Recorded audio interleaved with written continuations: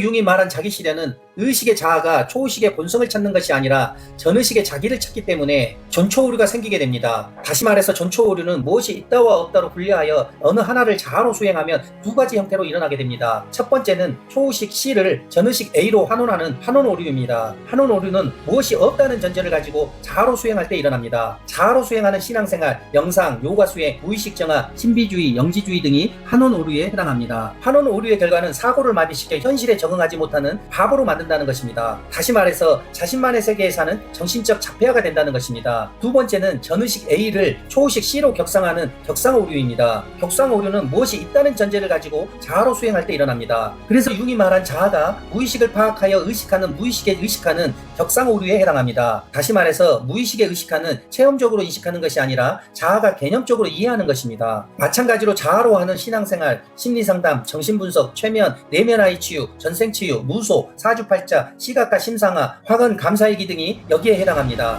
격상오류의 결과는 귀신이나 한상 등이 보이는 무속인을 만들고 무의식이 몸으로 전이되어 특정 신체 작동에 문제를 생기게 하는 히스테리를 나타나게 합니다. 이렇듯 전초오류로 인해 오늘날 자아로 하는 신앙생활, 자기개발, 마음공부, 수행이나 수련 등이 일시적인 효과는 있을지 모르지만 결과적으로 상호의존성의 법칙에 따라 괴로움과 문제를 더 키우는 이유입니다.